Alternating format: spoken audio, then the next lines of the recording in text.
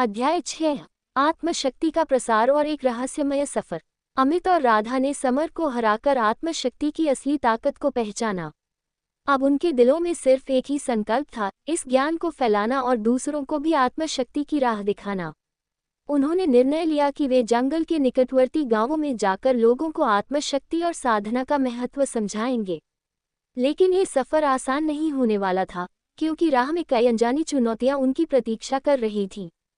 आत्मशक्ति का प्रसार। अमित और राधा ने अपने सफर की शुरुआत पास के एक छोटे गांव से की। गांव के लोग अपनी रोजमर्रा की परेशानियों में घिरे हुए थे। अमित ने वहां एक छोटे से मैदान में ध्यान का शिविर लगाया और ग्रामीणों को आत्मशक्ति के बारे में बताया। कुछ लोगों ने पहले इसे मजाक समझा, पर जब अमित ने उन्हें अपनी साधना का प्रभाव दिखाया, एक बड़े पत्थर को केवल ध्यान की शक्ति से हिलाकर, तो सभी आश्चर्य में पड़ गए। राधा ने भी अपनी दिव्य मंत्र शक्ति का प्रदर्शन किया और गांव वालों को दिखाया कि साधना के माध्यम से वे अपनी आंतरिक शक्ति को कैसे जागृत कर सकते हैं।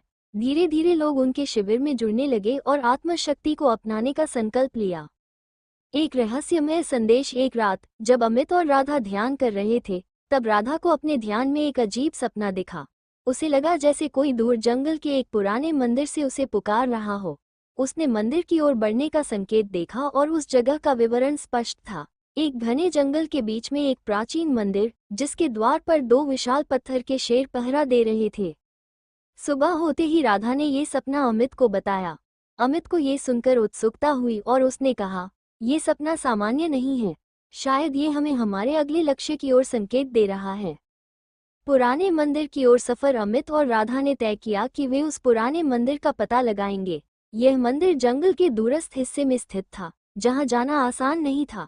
जंगल में कई रहस्यमय प्राणी रहते थे और वो स्थान साधारण लोगों के लिए खतरे से भरा हुआ माना जाता था। दोनों ने अपनी यात्रा शुरू की और कुछ ही देर में जंगल के घने हिस्से में प्रवेश कर गए। वहां की हवा में एक अजीब सा सन्नाटा था, जैसे कोई उन्हें देख रहा हो। चलते चलते उन्होंने महसूस किया कि उनके आसपास की वनस्पति अजीब ढंग से हिल रही है। तभी अचानक एक विशालकाय सांप उनके सामने आ गया। पहली परीक्षा, आत्मशक्ति की समझ और सांसों का संतुलन। अमित ने सांप के सामने खड़े होकर अपनी आत्मशक्ति को नियंत्रित किया और उसे एक ढाल में बदल दिया। उसने राधा को कहा, डरने की जरूरत नहीं, अपनी सांसों को संतुलित करो और आत्मशक्ति का प्रवाह महसूस करो। राधा ने अमित की बात मानी और अपनी शक्ति को स्थिर किया। दोनों ने मिलकर अपनी आत्मशक्ति से एक अदृश्य रक्षक कवच बनाया। जैसे ही सांप ने उन पर हमला करने की कोशिश की, वो उस कवच से टकराकर दूर जा गिरा। कुछ ही पलों में वो वहां से भाग गया। ये पहली बार था जब दोनों ने अपनी आत्मशक्ति को साथ मिलाकर एक रक्षक कवच की तरह प्रयोग किया। इस घटना से उनकी आत्मा में एक नई शक्ति और संतुलन की भावना उत्पन्न हुई। प्राचीन मंदिर का रहस्य। आखिरकार कई घंटे चलने के बाद वे उस प्राचीन मंदिर तक पहुंच गए, जो घने पेड़ों के बीच स्थित था। मंदिर के द्वार पर वही दो विशाल शेर की मूर्तियां थीं, जिन्हें राधा ने अपने सपने में देखा था। मंदिर की दीवारों पर अजीबोगरीब शिलालेख थे, जिनमें किसी प्राचीन भाषा में मंत्र लिखे हुए थे। जैसे ही उन्होंने मंदिर के अंदर कदम रखा, हवा में एक अनोखा कंपन महसूस हुआ। वहां पर एक पुराने साधक की मूर्ति थी, जिसके चारों ओर मंत्र शक्ति के प्रतीक अंकित थे। मूर्ति के पास एक शिलालेख पर लिखा था, जो आत्मशक्ति की सच्ची साधना करे, वही इस स्थान के रहस्यों को समझ पाएगा। अमित ने महसूस किया कि यह मंदिर सिर्फ एक साधारण स्थान नहीं है, बल्कि एक शक्ति केंद्र है, जहां आत्मशक्ति की गहराइयों का ज्ञान छिपा हुआ है। दोनों ने वहीं ध्यान लगाकर साधना शुरू कर दी। गूढ़ ज्ञान का उद्घाटन। साधना के दौरान अमित और राधा को अपनी आत्मशक्ति में एक नई अनुभूति हुई। उन्हें लगा जैसे वे एक अलग संसार में प्रवेश कर गए हैं, जहां आत्मशक्ति का हर स्तर स्पष्ट रूप से दिखाई दे रहा है। वहां पर एक गूढ़ साधक प्रकट हुआ, जिसने उन्हें आत्मशक्ति के और भी गहरे रहस्यों से अवगत कराया। उसने बताया कि आत्मशक्ति के 4 स्तर होते हैं: प्रकाश, संतुलन, संकल्प और अमरता। उस गूढ़ साधक ने कहा, तुम दोनों अभी संतुलन के स्तर पर हो, पर अगर तुम अपनी साधना में दृढ़ता से लगे रहे, तो संकल्प का स्तर भी हासिल कर सकते हो। यह वो स्तर है जहां आत्मा की शक्ति इतनी मजबूत हो जाती है कि कोई भी बाहरी शक्ति उसे हिला नहीं सकती। नए सफर की शुरुआत। साधना के बाद दोनों ने महसूस किया कि अब वे पहले से कहीं अधिक शक्तिशाली और समझदार हो गए हैं। उन्हें आत्मशक्ति के विभिन्न स्तरों के बारे में एक झलक मिली थी और वे जान गए थे कि उनका सफर अभी लंबा है।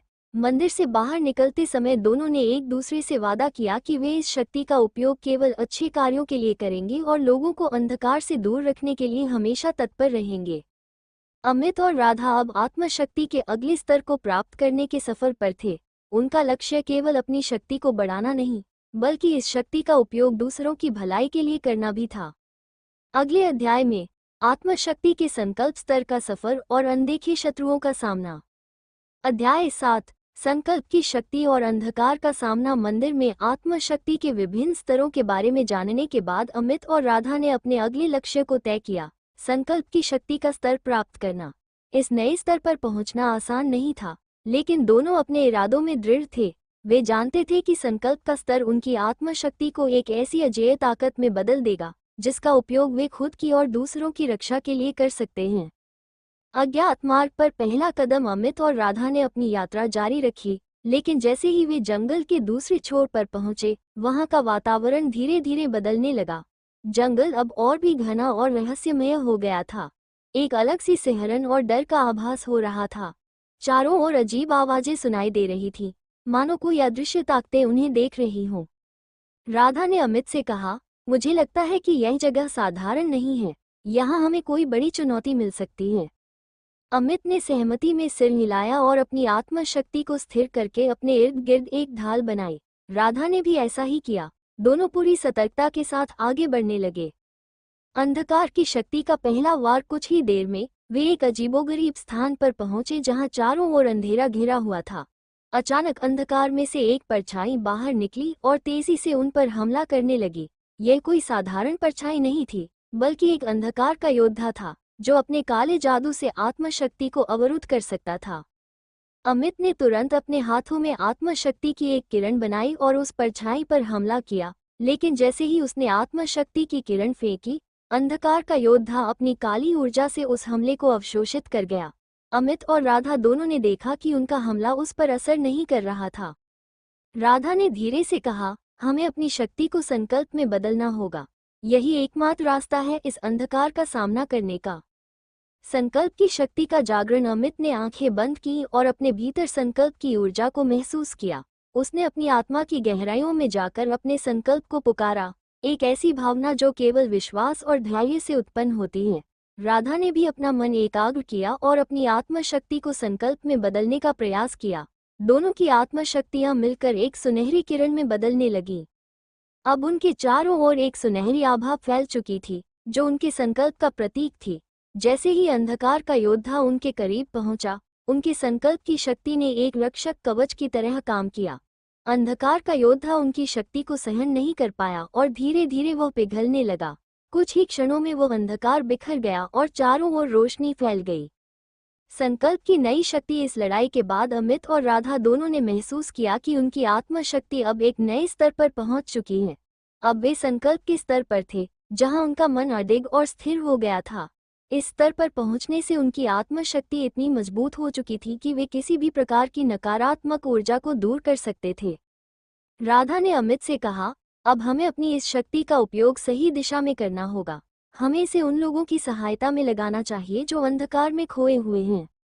अमित ने मुस्कुराते हुए कहा, हाँ, अब हमारा उद्देश्य सिर्फ खुद को बचाना नहीं है, बल्कि दूसरों को भी अंधकार से निकालना है।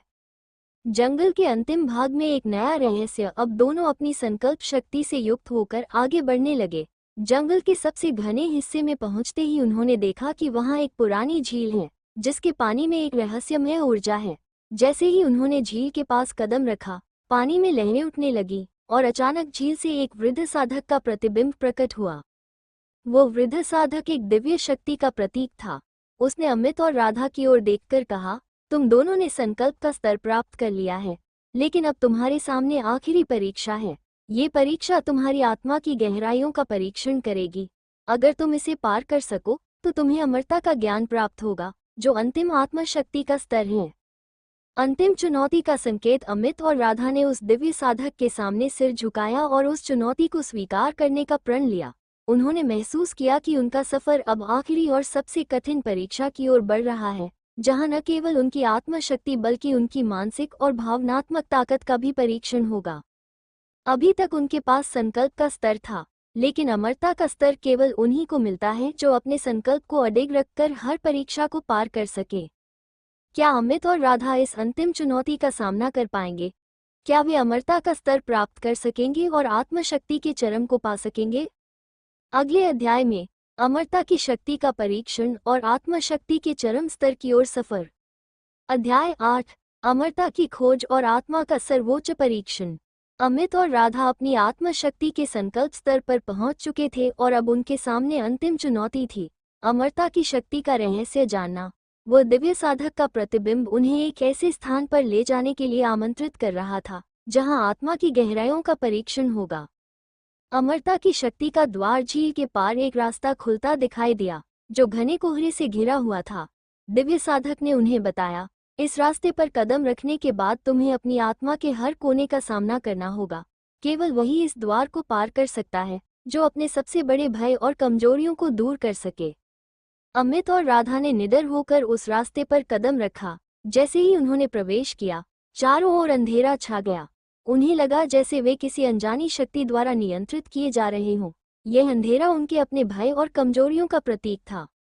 अमित का पहला परीक्षण, भय का सामना। अंधेरे में चलते चलते अमित ने अचानक अपने सामने अपने बचपन का दृश्य देखा। उसने अपने माता पिता को खोते हुए देखा था और ये दर्द उसके मन में गहरे छिपा हुआ था। उसे वो पल याद आ गया जब उसने अपने प्रियजनों को खो दिया था और उसके दिल में अकेलेपन का डर समा गया था। ये डर उसकी साधना में सबसे बड़ी बाधा था। अमित की आत्मा में ये डर बार बार उभरता था, पर उसने आज ठान लिया कि वह इस डर को समाप्त करके ही आगे बढ़ेगा। उसने आंखें बंद की और उस क्षण को स्वीकार किया। उसने महसूस किया कि उसका अकेलापन उसकी ताकत है, क्योंकि इसी ने उसे आत्मशक्ति की राह पर चलने के लिए प्रेरित किया। जैसे ही उसने इस डर को अपनाया, उसके चारों ओर का अंधेरा फीका पड़ गया और एक उजाला फैल गया। अब अमित ने अपने डर को स्वीकार करके अपने दिल को हल्का महसूस किया। वो इस परीक्षा में सफल हुआ था। राधा का दूसरा परीक्षण, ममता और लगाव। अमित के आगे बढ़ते ही राधा का सामना उसके अपने सबसे बड़े डर से हुआ, ममता और लगाव का डर। उसके सामने उसके परिवार के सदस्य दिखाई देने लगे और उसे उन सबका स्नेह और प्यार याद आया। उसने महसूस किया कि यदि वह आत्मशक्ति की साधना में लगी रही तो वह अपने प्रियजनों से दूर हो जाएगी। इस विचार से उसका मन विचलित होने लगा। राधा को समझ में आया कि उसका ये डर उसकी आत्मशक्ति में बाधा डाल रहा है। उसने खुद से कहा, मेरा लगाव मेरा प्यार है, पर इसका अर्थ यह नहीं कि मैं अपने लक्ष्य से भटक जाऊं। सच्चा प्रेम वही है जो सबको जोड़े, बांध कर न रखे। जैसे ही राधा ने यह विचार अपनाया, उसके अंदर से ममता और लगाव का डर खत्म हो गया। उसे लगा कि अब वह अपने प्रियजनों के बिना भी संपूर्ण है, क्योंकि उसका प्रेम और जुड़ाव सच्चा है। अंतिम परीक्षण, अमरता का बोध। दोनों ने अपने अपने डर का सामना कर लिया और अंधकार को पार कर उजाले में पहुंच गए। वहां एक विशाल द्वार था जिस पर लिखा था, अमरता वो है जो न शरीर में है, न मन में, बल्कि आत्मा के सत्य में है। जैसे ही उन्होंने द्वार के भीतर कदम रखा, एक दिव्य प्रकाश ने उन्हें घेर लिया। ये प्रकाश इतना तेज था कि दोनों ने अपनी आंखें बंद कर ली। उस प्रकाश में उन्हें एक स्वर सुनाई दिया, अमरता कोई शक्ति नहीं, बल्कि आत्मा की शुद्धता का प्रतीक है। केवल वही व्यक्ति इसे पा सकता है जो अपने अस्तित्व को निस्वार्थ प्रेम में बदल दे। ये सुनते ही अमित और राधा को अपनी साधना का असली उद्देश्य समझ में आ गया। वे शक्ति के लिए नहीं, बल्कि आत्मा की शुद्धता के लिए साधना कर रहे थे। उनके मन में एक सच्चे प्रेम और करुणा का भाव उत्पन्न हुआ जो किसी भी बाहरी बाधा से मुक्त था। उनके शरीर और मन अब हल्के हो गए और वे एक दिव्य आनंद से भर गए। यह एहसास था कि उनकी आत्मा अनंत है और यही सच्ची अमरता है। अमरता का वरदान। जैसे ही अमित और राधा ने इस सत्य को अपनाया, दिव्य साधक का प्रतिबिंब फिर से प्रकट हुआ और उसने उन्हें आशीर्वाद देते हुए कहा, तुम दोनों ने अपनी आत्मा की सच्ची शक्ति को पहचान लिया है। अब तुम अपनी साधना के सर्वोच्च स्तर पर हो और तुम्हारे पास अमरता का वरदान है। इस वरदान के साथ अमित और राधा को एक नई शक्ति प्राप्त हुई, अमरता की शक्ति। ये शक्ति किसी शारीरिक अमरता का प्रतीक नहीं थी, बल्कि उनके आत्मशक्ति की अजेयता का प्रतीक थी। अब कोई भी शक्ति उन्हें पराजित नहीं कर सकती थी। नई यात्रा का संकल्प। दिव्य साधक के आशीर्वाद के साथ ही अमित और राधा ने यही निर्णय लिया कि वे अपने इस ज्ञान को पूरी दुनिया में फैलाएंगे। वे आत्मशक्ति की राह पर चलने वाले नए साधकों को प्रेरित करेंगे और उन्हें आत्मा की शुद्धता और संकल्प का महत्व समझाएंगे। अमित और राधा ने एक नई यात्रा की शुरुआत की, जहां उनका उद्देश्य न केवल साधना करना था, बल्कि दूसरों को भी आत्मशक्ति की राह दिखाना था। उनकी यात्रा आत्मा की शुद्धता, संकल्प और प्रेम से भरी हुई थी, जो कभी समाप्त नहीं होगी। अध्याय का समापन अमित और राधा ने आत्मशक्ति का सर्वोच्च स्तर प्राप्त कर लिया। उन्होंने अपने भय, कमजोरियों और निस्वार्थ प्रेम के माध्यम से अमरता की शक्ति को पाया। अब वे एक ऐसे सफर पर निकल पड़े हैं जो दूसरों को अंधकार से निकालकर प्रकाश की ओर ले जाएगा। अध्याय 9, आत्मशक्ति का प्रसार और अंधकार की चुनौती। अमित और राधा ने अमरता की शक्ति प्राप्त करने के बाद एक नए सफर की शुरुआत की। अब उनका उद्देश्य अपने ज्ञान को दूसरों तक पहुंचाना था, ताकि लोग आत्मशक्ति की राह पर चलकर अपने जीवन को उजाले से भर सके। उनका पहला लक्ष्य उन गांवों में जाकर लोगों को जागरूक करना था, जहां अंधविश्वास और डर ने लोगों को जकड़ रखा था। गांव में आत्मशक्ति का पहला प्रयास। अमित और राधा एक छोटे गांव पहुंचे जहां लोग बीमारी, गरीबी और अंधविश्वास से घिरे हुए थे। गांव के बीच में एक पुराना मंदिर था, जहां लोग किसी भूत प्रेत का वास मानकर डर के कारण रात में नहीं जाते थे। यहाँ के लोग आत्मशक्ति को समझने के बजाय भूत प्रेतों में विश्वास रखते थे, और इस कारण उनका जीवन डर और अंधकार से भरा था। अमित ने गांव वालों को इकट्ठा किया और उन्हें आत्मशक्ति के महत्व के बारे में समझाया। उसने लोगों को बताया कि आत्मशक्ति की साधना से वे अपने मन की दुर्बलताओं को दूर कर सकते हैं। राधा ने गांव वालों को कुछ ध्यान के अभ्यास सिखाए, ताकि वे अपने डर और कमजोरियों से बाहर निकल सके। शुरुआत में लोग संकोच कर रहे थे, पर धीरे धीरे कुछ लोग साधना में रुचि लेने लगे। उन्होंने महसूस किया कि उनके अंदर आत्मशक्ति का एक बीज है, जिसे जागृत किया जा सकता है। अंधकार की शक्ति का प्रहार। जैसे ही लोग आत्मशक्ति की साधना में रुचि लेने लगे, अंधकार की शक्ति को ये रास नहीं आया। उसी रात गांव में एक भयानक घटना हुई। मंदिर के पास से एक रहस्यमय परछाई ने गांव वालों को डराने की कोशिश की। लोग डर से कांप उठे और उन्हें लगा कि उनके गांव में किसी बुरी आत्मा का वास है। अमित और राधा को इस परछाई की सच्चाई का आभास था। उन्होंने गांव वालों को भरोसा दिलाया कि यह केवल उनके मन का भ्रम है और यह डर उनके अंधविश्वास से उत्पन्न हुआ है। लेकिन गांव वाले बहुत डरे हुए थे और उन्हें यकीन नहीं हो रहा था। अंधकार से सामना। अमित और राधा ने इस अंधकार से मुकाबला करने का निश्चय किया। उन्होंने गांव वालों को मंदिर के पास इकट्ठा किया और कहा, हम आज इस मंदिर में प्रवेश करके इस अंधकार का अंत करेंगे। आत्मशक्ति की साधना में सच्चा विश्वास रखने वाले किसी भी प्रकार के अंधकार से नहीं डरते। अमित और राधा मंदिर में गए और ध्यान मुद्रा में बैठ गए। उन्होंने अपनी आत्मशक्ति को संकल्प में बदलकर अंधकार को चुनौती दी। जैसे ही उन्होंने ध्यान लगाना शुरू किया, अंधकार की परछाई प्रकट हुई और उन पर हमला करने का प्रयास किया। अमित ने अपनी आत्मशक्ति को एक ढाल की तरह बनाया, जिससे वह परछाई उन्हें छू नहीं सकी। राधा ने भी अपनी संकल्प शक्ति को एक तेज किरण में बदलकर उस परछाई की ओर फेंका। जैसे ही दोनों की शक्ति उस परछाई से टकराई, वह बिखर गई और मंदिर के चारों ओर एक दिव्य प्रकाश फैल गया। गांव वालों ने देखा कि उनका डर मात्र एक भ्रम था और इस डर का कारण केवल अंधविश्वास था। इस अनुभव ने उनके अंदर एक नई शक्ति भर दी और उन्हें आत्मशक्ति पर विश्वास हो गया। आत्मशक्ति का प्रसार और गांव वालों का बदलाव। अंधकार की शक्ति को हराने के बाद गांव में आत्मशक्ति का प्रसार होने लगा।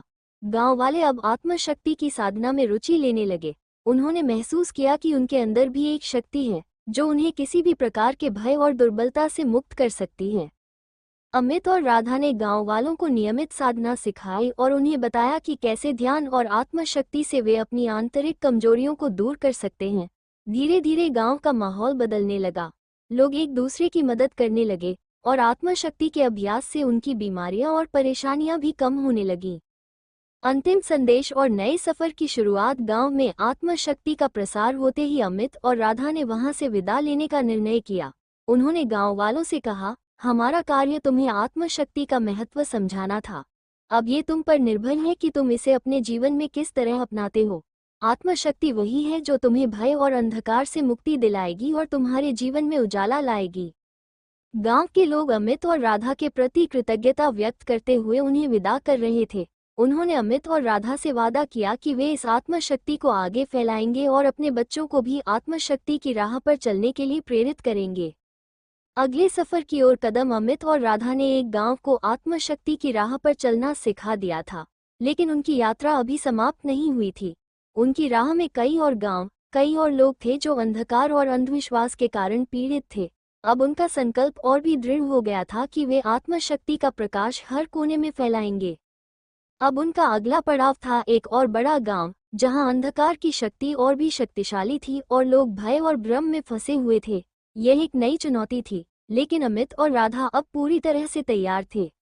अगले अध्याय में एक बड़े गांव की ओर यात्रा, अंधकार की नई शक्ति और आत्मशक्ति की नई परख। अध्याय 10, भय का साम्राज्य और आत्मशक्ति की अग्नि परीक्षा। अमित और राधा अपने पिछले अनुभवों से और अधिक आत्मविश्वास से भरे हुए थे। उन्होंने एक गांव को अंधकार से मुक्त कर दिया था, लेकिन उनकी यात्रा अभी लंबी थी। इस बार वे एक बड़े गांव की ओर बढ़ रहे थे, जहां के लोग भय और अंधविश्वास में और भी गहराई तक जकड़े हुए थे। ये गांव एक ऐसे भयावह जंगल के पास बसा था, जिसके बारे में कहा जाता था कि वहां किसी बुरी आत्मा का बसेरा है। गांव वाले इतने भयभीत थे कि सूरज ढलने से पहले ही घरों में बंद हो जाते थे। गांव का डर और भयानक जंगल। जैसे ही अमित और राधा गांव में पहुंचे, उन्होंने देखा कि यहाँ के लोग कमजोर और भयभीत दिखाई दे रहे थे। बच्चों में खेलने की उमंग नहीं थी और हर कोई अपने घरों में कैद सा महसूस कर रहा था। गांव के बीचों बीच एक विशाल पीपल का पेड़ था, जिसे लोग डर के मारे दूर से ही देखते थे। गांव वालों का मानना था कि इस पेड़ पर एक खौफनाक आत्मा का वास है, जो लोगों को बीमार कर देती है और उनके जीवन को बर्बाद कर देती है। अमित ने गांव वालों से बात करने की कोशिश की, लेकिन वे डर के कारण कुछ भी बताने से हिचकिचा रहे थे। तभी एक वृद्ध महिला ने बताया कि कुछ साल पहले गांव के पास के जंगल में अजीबोगरीब घटनाएं होने लगी थी। कई लोग उस जंगल में गए थे, लेकिन बहुत कम ही वापस लौटे थे। जो लौटे, वे या तो बीमार थे या मानसिक रूप से विचलित। अमित ने गांव वालों से वादा किया कि वे इस भय का सामना करेंगे और इस रहस्य को सुलझाएंगे। जंगल की ओर यात्रा। अमित और राधा ने ठान लिया कि वे उस जंगल में प्रवेश करेंगे जहां लोग जाने से डरते थे। सूर्यास्त से पहले उन्होंने गांव वालों को समझाया कि उनकी आत्मशक्ति ही उन्हें इस भय से मुक्त कर सकती है, लेकिन गांव वाले इतने भयभीत थे कि उन्होंने अमित और राधा को रोकने का प्रयास किया। राधा ने गांव वालों से कहा, अगर हम इस अंधकार का सामना नहीं करेंगे तो ये भय हमेशा के लिए हमारे जीवन का हिस्सा बना रहेगा। आत्मशक्ति का सही अर्थ है अपने डर का सामना करना। अमित और राधा ने साहस से कदम बढ़ाए और जंगल में प्रवेश कर गए।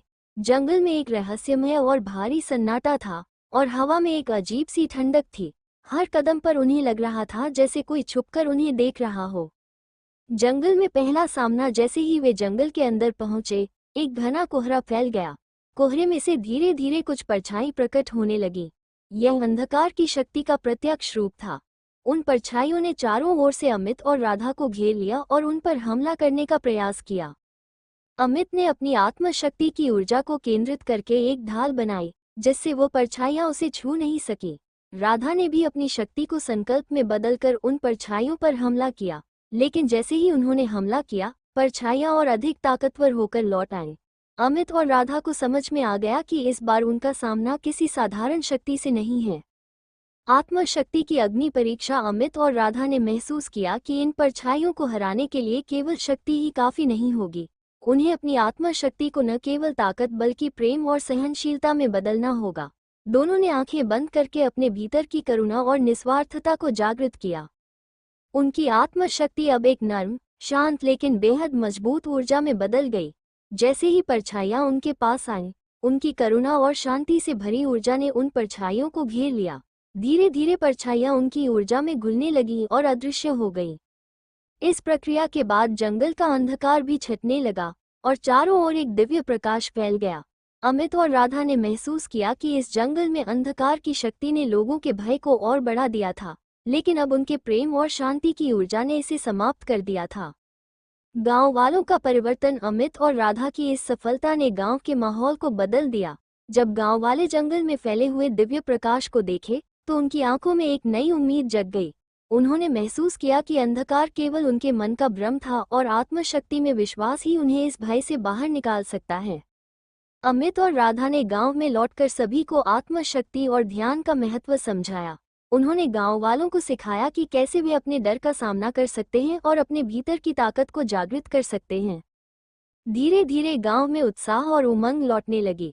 बच्चे फिर से खेलते दिखे और गांव वालों ने पीपल के पेड़ के पास बैठकर साधना करना शुरू कर दिया। गांव में अंधकार का भय समाप्त हो गया था और अब वहां केवल आत्मशक्ति का प्रकाश था। नए सफर का संकल्प अमित और राधा ने इस गांव को अंधकार से मुक्त करके एक नई दिशा दी थी। अब उनका संकल्प और भी मजबूत हो गया था कि वे आत्मशक्ति के इस ज्ञान को और दूर दूर तक फैलाएंगे। उनका सफर अभी भी जारी था और आगे कई और गांव, कई और लोग उनकी प्रतीक्षा कर रहे थे। उन्होंने गांव से विदा ली और एक नए गांव की ओर कदम बढ़ाए, जहां आत्मशक्ति का प्रकाश फैलाना उनका अगला लक्ष्य था। अगले अध्याय में आत्मशक्ति के प्रसार का नया सफर और आत्मा की शक्ति के गहरे रहस्यों का सामना। अध्याय 11, आत्मा का जागरण और नई शक्तियों का उद्भव।